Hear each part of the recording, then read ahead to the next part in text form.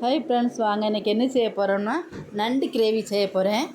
நல்லா பரு நண்டாக எங்கள் வீட்டுக்காரங்க 4 நண்டு வாங்கிட்டு வந்தாங்க, வெட்டியே வாங்கிட்டு வந்தாங்க. அதனால் நம்ம உப்பு போட்டு அலசி எடுத்துக்கிடுவோம்.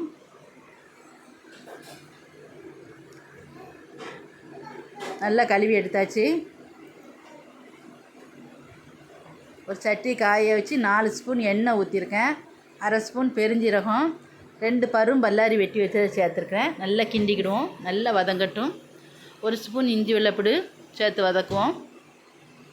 3 பச்சை மிளகா, 2 தக்காளி பழம் சேர்த்து வதக்கிக்கிடுவோம். நல்லா வதங்கட்டும்.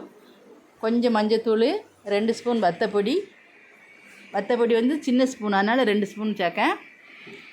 மல்லித்தூள் 2 ஸ்பூன் அந்த எண்ணெயிலே சேர்த்து கிண்டி விட்டுக்கிடுவோம்.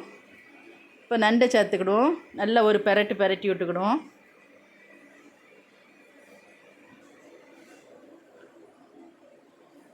நல்லா பெரட்டிட்டு 1/2 செம்பு தண்ணி, தேவைக்கு உப்பு,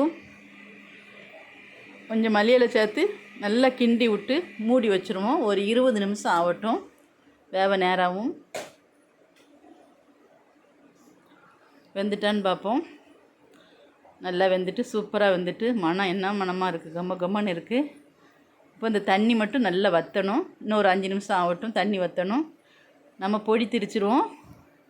1 ஸ்பூன் மிளகு, அரை ஸ்பூன் சீரகம், 1/2 ஸ்பூன் பெருஞ்சீரகம் பொடி ஆக்கிக்கிடுவோம். இப்போ கிரேவி நல்லா வற்றிட்டு இந்த திரிச்ச பொடியை சேர்த்துக்கிடுவோம். நல்லா ஒட்டை வற்றிட்டு ரெடி ஆகிட்டு இப்போ மல்லியில சேர்த்துக்கிடுவோம். சூப்பராக ரெடி ஆகிட்டு. இதே மாதிரி வைங்க, இதே மாதிரி வச்சு சாப்பிடுங்க, சூப்பராக இருக்கும். நம்ம வீடியோ பிடிச்சிருந்ததுன்னா லைக் பண்ணி, ஷேர் பண்ணி, சப்ஸ்கிரைப் பண்ணி வச்சுருங்க. அடுத்த வீடியோவில் பார்ப்போம். பாய்.